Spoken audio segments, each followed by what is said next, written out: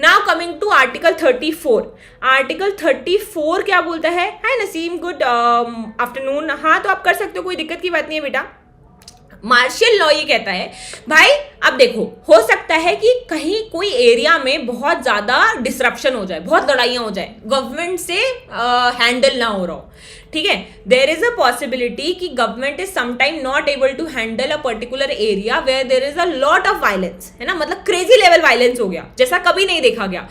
मतलब लोगों के घरों में घुस घुस के उनको मार रहे हैं, गवर्नमेंट की नहीं सुन रहे हैं, पुलिस वालों की नहीं सुन रहे हैं। तो ऐसे में क्या होता है, ऐसे में मिलिट्री को बुलाना जरूरी पड़ जाता है। आज तक टचवुड हमारी कंट्री में मार्शल लॉ नहीं लगाया गया है, बट अगर कभी भी ऐसा कोई सिचुएशन आ गई कि लॉ एंड ऑर्डर इतना ज़्यादा खराब हो गया कि भाई गवर्नमेंट से नहीं सुलटाया गया, तो मिलिट्री को बुलाया जाएगा। तो मिलिट्री लॉ, मार्शल लॉ कौन से आर्टिकल के अंदर लगता है? आर्टिकल 34 के अंदर। आर्टिकल 34 क्या कहता है कि इंडिया के किसी भी एरिया में अगर इतना ज़्यादा डिसरप्शन हो गया है कि वहाँ पे मिलिट्री को बुलाना ज़रूरी हो गया है, तो वहाँ पे मिलिट्री का लॉ लगेगा, फिर मार्शल लॉ इस्टेब्लिश किया जाएगा, जिससे कि आपके फंडामेंटल राइट्स, ऑब्वियस सी बात है, अगर मिलिट्री का लॉ लग गया है, गवर्नमेंट नहीं चला रही, अब मिलिट्री आपकी कंट्री चला, आपका एरिया चला रही है, तो वहां पे आपको आपके पूरे के पूरे फंडामेंटल राइट्स नहीं दिए जा सकते, है ना। ऑब्वियस सी बात है कि भाई आज मान लेते हैं भोपाल में बहुत हुड़दंग मच जाता है, लोग किसी को मार रहे हैं, किसी की जान चली गई, पूरे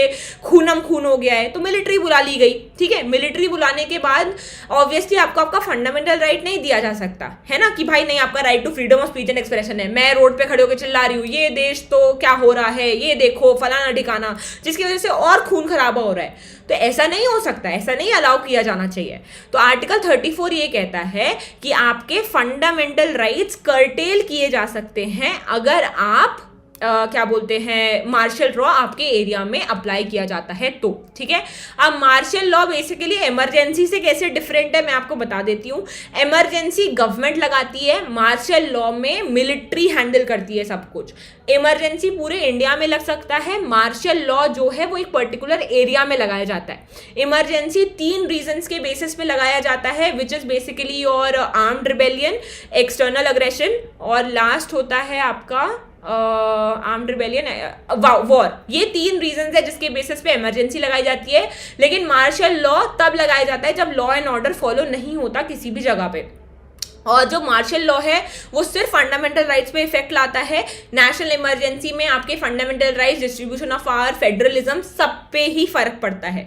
मार्शल लॉ जो है वो आपका स्पेसिफिक कोई प्रोविजन नहीं है, आर्टिकल 34 है बस, लेकिन इमरजेंसी का अपने आप में एक चैप्टर है under the constitution of India, ठीक है। हाँ, आर्टिकल 352 बेसिकली 356, 360 3 तरीके की इमरजेंसी दी गई है, पर मार्शल लॉ सिर्फ आर्टिकल 34 में। सो इमरजेंसी गवर्नमेंट का डिपार्टमेंट है, मार्शल लॉ मिलिट्री का डिपार्टमेंट है, जिसमें मिलिट्री आ जाती है आपके एरिया में।